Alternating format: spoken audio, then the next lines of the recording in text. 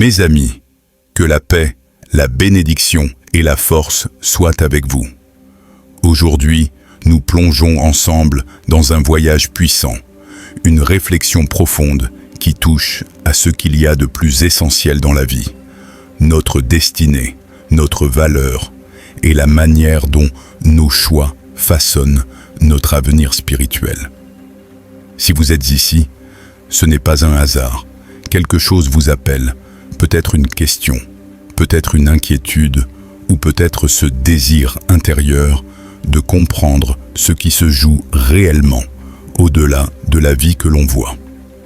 Avant de commencer, je vous invite à vous abonner, à liker et partager cette vidéo, car le message qui va suivre peut transformer une existence, éclairer un cœur ou réconforter une âme. Ensemble, construisons une communauté de vérité, de lumière et de force, une communauté qui avance dans la bienveillance et la conscience. Dans ce script, nous allons traverser 5 grandes parties. Chacune vous apportera une compréhension plus profonde du chemin spirituel, du rapport entre le bien et le mal, et du sens du jugement final. Prenez une respiration, ouvrez votre esprit, et laissez les mots atteindre là où il y a besoin de lumière. La quête du sens et de la lumière. Depuis des millénaires, l'humanité se pose la même question. Pourquoi sommes-nous ici? Au-delà des occupations, des écrans, du travail, des obligations, il existe un vide silencieux que chaque être humain ressent un jour ou l'autre. Ce vide n'est pas une faiblesse, mais un appel. Un appel à chercher, à comprendre, à surpasser ce qui est visible pour toucher ce qui est profond et éternel. La quête de sens est universelle.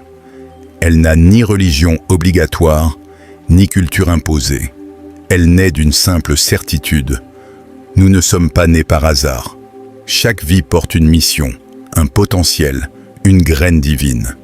Mais cette graine peut soit fleurir, soit se dessécher. Elle dépend de nous, de nos choix, de nos actes, de notre courage à affronter notre propre vérité.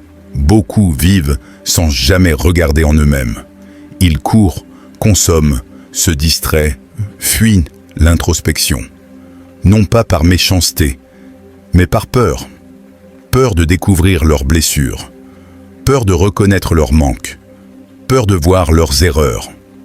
Pourtant, c'est dans cette introspection que commence réellement la lumière. Car celui qui se connaît, même un peu, commence déjà à maîtriser son existence. La quête spirituelle n'est pas faite de perfection, mais de sincérité. Elle demande humilité, patience et foi, même lorsqu'on doute. Oui, on peut douter, tomber, s'égarer, perdre du temps. Mais tant qu'il reste une étincelle de volonté, une lumière intérieure peut renaître. Cette quête est aussi un combat.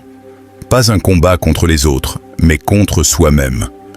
Contre les habitudes qui nous tirent vers le bas, contre les tentations qui nous éloignent de notre propre grandeur, contre les voix intérieures qui disent « tu n'y arriveras pas ». En réalité, le jugement le plus difficile n'est pas celui de Dieu, mais celui que nous portons sur nous-mêmes. Se questionner, c'est déjà avancer. Chercher, c'est déjà se rapprocher. Refuser de vivre dans l'ignorance, c'est s'ouvrir à une existence avec du poids, du sens, de la puissance. Dans cette première étape, retiens ceci, la lumière n'est jamais loin. Elle attend juste qu'on se tourne vers elle. Le bien, le mal et l'épreuve, de la liberté. Pour comprendre ce qu'est le jugement, il faut d'abord comprendre le bien et le mal. Beaucoup pensent que le bien est évident et le mal facile à reconnaître. Pourtant, la réalité est bien plus subtile. Le mal, bien souvent, ne se présente pas comme une ombre terrifiante. Il se présente comme la facilité, l'ego, la tentation du moment, le plaisir immédiat qui masque les conséquences profondes. Le bien, lui, demande de l'effort. Il demande de choisir la voie la plus noble, parfois la plus difficile, d'agir selon la conscience plutôt que selon le confort. Faire le bien, ce n'est pas seulement éviter le mal, c'est se dépasser, même un peu, même quand personne ne regarde. Nous possédons tous une liberté incroyable, une liberté de parole, de choix, d'attitude, d'amour, de pardon. Cette liberté est un cadeau immense, mais aussi une responsabilité monumentale. Chaque jour, nous construisons notre destinée par nos actions, nos intentions et nos omissions.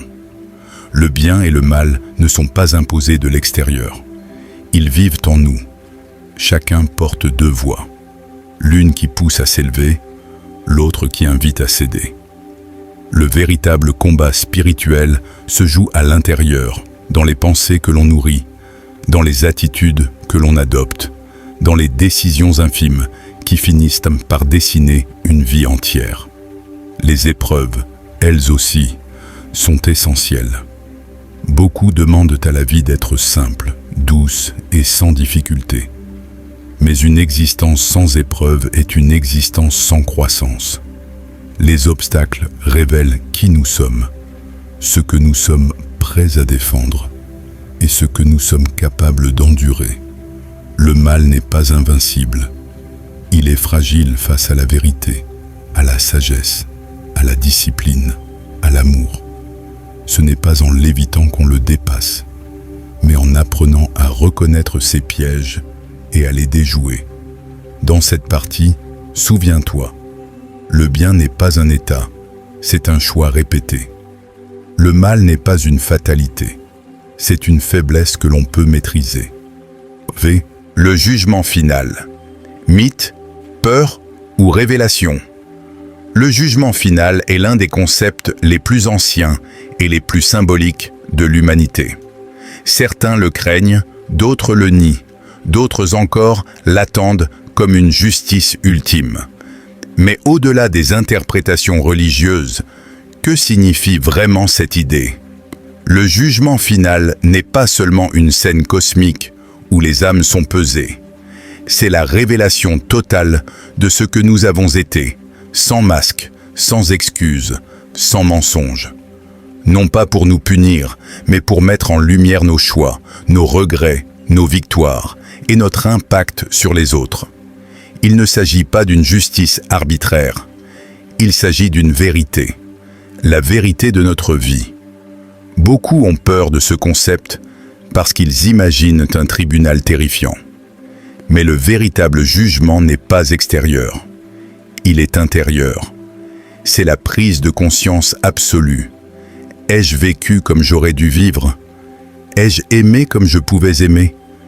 Ai-je respecté ce que je savais être juste ? Le jugement final n'est pas le moment où l'on change. C'est le moment où l'on découvre qui l'on est réellement. Et cette découverte peut être une délivrance ou une blessure. Rentrer dans la lumière, ce n'est pas être parfait. C'est avoir essayé, avoir recherché le bien, avoir lutté contre ses démons, avoir demandé pardon, avoir fait preuve d'humanité. Tomber dans l'ombre, ce n'est pas avoir commis une erreur. C'est avoir choisi l'indifférence, le mépris, l'ego, le refus du bien. Le jugement final est aussi une révélation collective.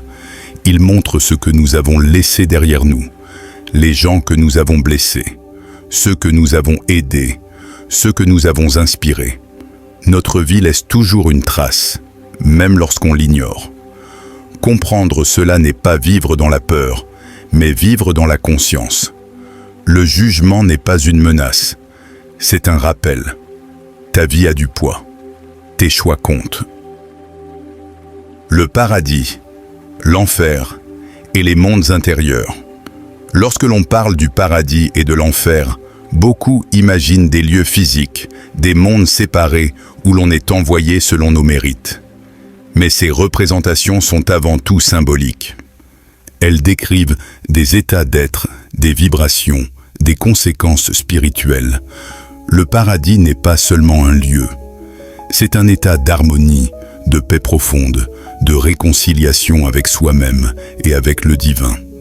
C'est un lieu intérieur où rien ne manque, où rien ne fait peur, où l'on se sent complet. Ceux qui vivent dans la vérité, dans l'amour, dans le respect, touchent déjà une parcelle de ce paradis, même sur terre. L'enfer, lui, n'est pas un gouffre de flammes. C'est un état de rupture. Rupture avec soi-même, avec sa conscience, avec le bien que l'on a refusé. L'enfer est rempli de regrets, de douleurs intérieures, de vide, de non-acceptation. Beaucoup vivent un enfer intérieur longtemps avant la mort, parce qu'ils se détestent, parce qu'ils se fuient, parce qu'ils refusent de changer. Le paradis et l'enfer ne sont donc pas que des destinations finales. Ils sont des réalités qui commencent en nous. Chaque acte, chaque pensée, chaque intention nous rapproche de l'un ou de l'autre. Il n'y a pas de neutralité. La vie est un mouvement constant. Ceux qui cultivent la gratitude, la compassion, la discipline, la sagesse, construisent déjà leur paradis intérieur.